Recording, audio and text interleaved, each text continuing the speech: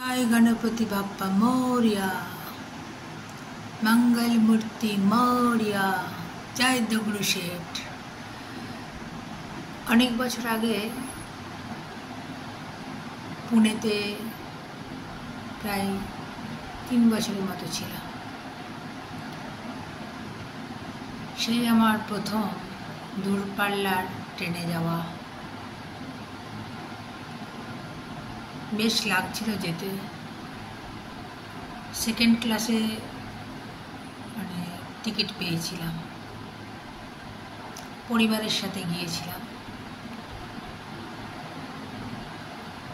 ट्रेने बेश खाबार दाबार भालोई छिलो। जखन नामलाम स्टेशने बड़ा पाओ खेयेछिलाम, माने बेश सुंदर लेगेछिलो। पुणे के डेकान बिউটি बोले, सत्यि खूब सुंदर जायगा, ठंडा ठंडा आबहावा,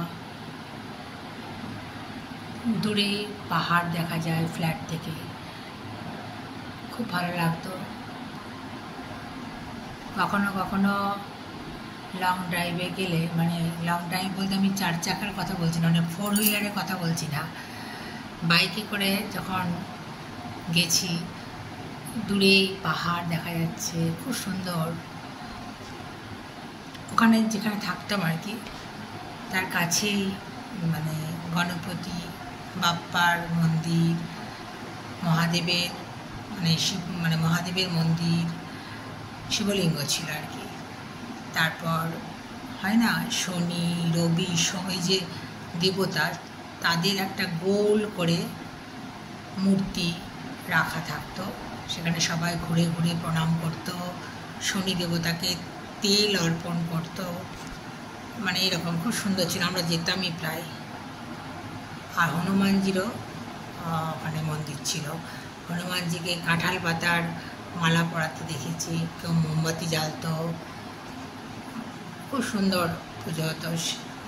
শিবরাত্রিতেও পুজো করতে গেছি, অনেক ভিতরে ছিল শিবলিঙ্গটি। তো ওখানে পুলিশ পাহারা থাকতো ওই সময়। তো সবাই নিজে নিজেই পুজো করে আসতাম, খুব সুন্দর ছিল। পুনেতেও খুব সবাই মানে বেশিরভাগই ভক্তি মার্গের মানুষ ছিল বা ছিলেন।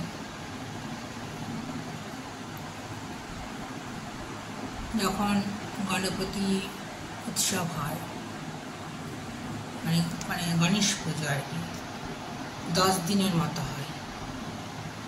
তো যেখানটায় থাকতাম সেখানে তো হতোই। সবাই আমরা মানে আন্টিরা যারা ছিলেন তারা বলেই দিতেন যে সবাই সময়ে চলে আসবে, আরতি হবে। আমরা তাড়াতাড়ি করে সমস্ত মানে খাবার দাবার বানিয়ে নিয়ে চলে আসতাম। 7টার মধ্যে নিচে চলে আসতে হতো সোসাইটিতে। এবং সবাই মানে আরতির থালা সাজিয়ে অনেক গানটা চালিয়ে দেওয়া হতো। জয় গণেশ জয় গণেশ জয় গণেশ দেবা, মাতা জাতি পার্বতী পিতা মহাদেবা, এই গানটা চালিয়ে দেওয়া হতো। এবং সবাই একে একে সব আমরা আরতি করতাম। এবং আরতির পর প্রসাদ যে যার বিতরণ করতাম। তারপর নানা রকম অনুষ্ঠান হতো। তো যে যেরকম জানে সেটাই করতো। ডান্ডিয়া খেলা হতো। আমাকে বলা হয়েছে গান গাইতে, একজন আন্টি, বাঙালি আন্টি ছিলেন। আমি বললাম রবীন্দ্রসঙ্গীত জানি। তখন রবীন্দ্রসঙ্গীতই বেশি জানতাম, মানে বেশি করতাম আর কি, জানতাম বলছি বেশি করতাম। তখন বলছি হ্যাঁ তুমি গাও না, বাংলা ভাষাটা যদি নাও বোঝে কেউ, সুরটা তো বুঝবে না। অনেকে বাঙালিও তো বাংলাও জানতো, তো মানে নন বেঙ্গলিরাও অনেকে বাংলা জানতো বা জানতেন। তো বলছে তুমি গাও, অনেকে যারা বোঝে না তারাও কিন্তু সুরটা বুঝবে। তো আমি গিয়েছিলাম। এই করেছো ভালো নিঠুরো হয়ে, তো সবাই হাততালি দিয়েছিল বা দিয়েছিলেন। খুব সুন্দর, মানে আমি গিয়েও ছিলাম, কোনো মানে ভয় পাইনি। মাইক নিয়েই গিয়েছিলাম। আমার মনে আছে আমি একটা মানে খুব সুন্দর লেহেঙ্গা পরেছিলাম, পিঙ্ক কালারের। পুজোতে নিয়েছিলাম। ওখানে দুর্গা পুজোও আমরা দেখতে যেতাম, খুব ভালো লাগতো। ওখানেই খাওয়া দাওয়া করে আসতাম। এখানেও গণপতি উৎসবের সময় আমাদের একদিন খাওয়া দাওয়ার ব্যবস্থা থাকতো, আর সবাই মিলে আনন্দ করে খেতাম। তারপর দেখতে যেতাম মানে গণপতি উৎসব বিভিন্ন জায়গায় পুনেতে।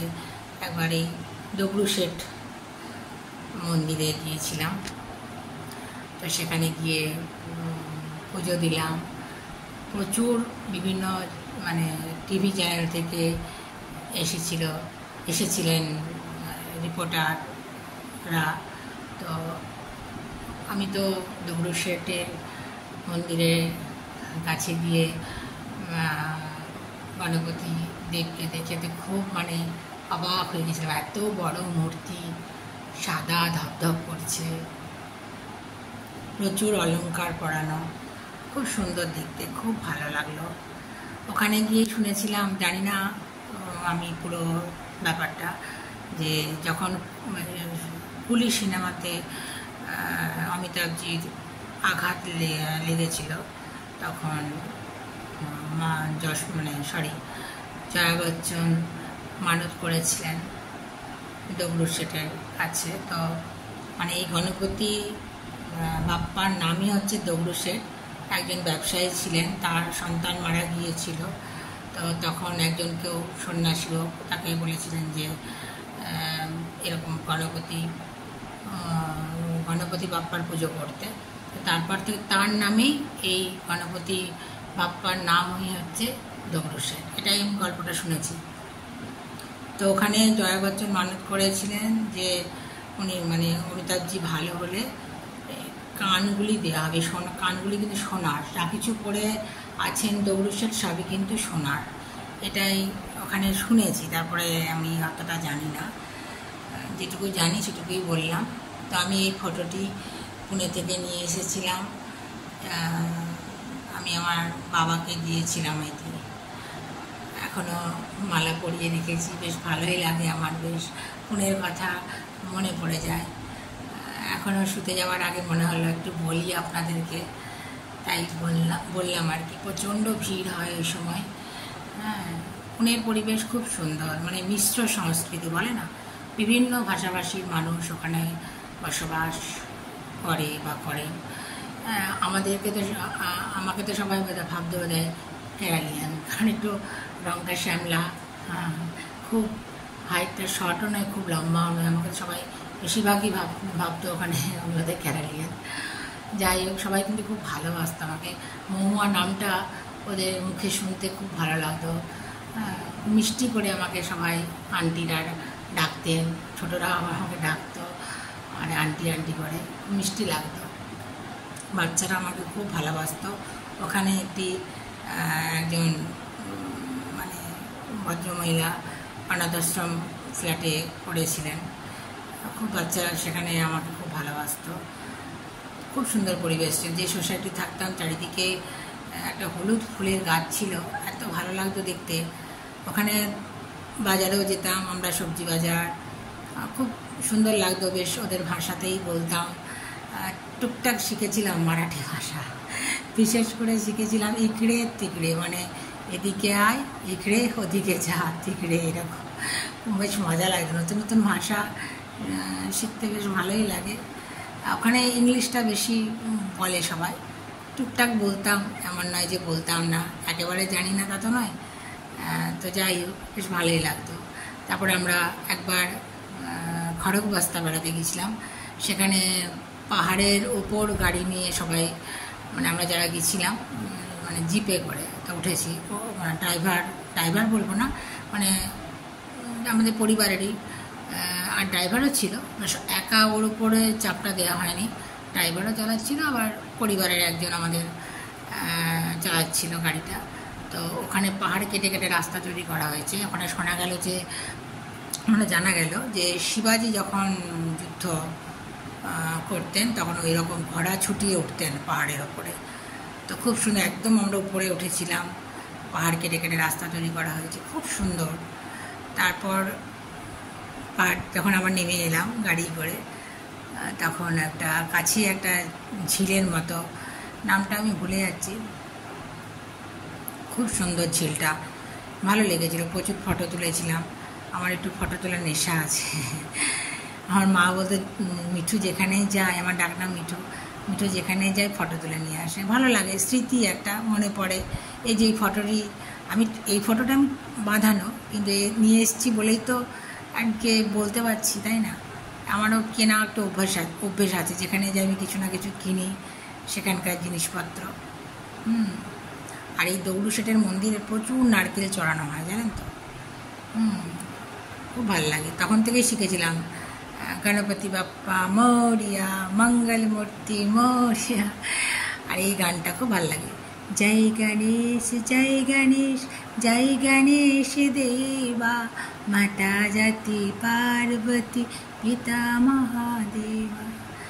গণেশজি হচ্ছে খুব বুদ্ধিমান, তাই আমি গণেশজিকে বলি একটু করে বুদ্ধি আমাকে দিও। শুভরাত্রি বন্ধুরা, ভালো থাকবেন, আনন্দে থাকবেন, সুস্থ থাকবেন এবং শান্তিতে থাকবেন। চারদিকে না পুজো পুজো রব বলে গানের আওয়াজ শুনতে পাওয়া যাচ্ছে। ভীষণ একটা আলাদা একটা মানে মহল তৈরি হয়েছে পুজোর, তাই না? ভালো থাকবেন, শুভরাত্রি।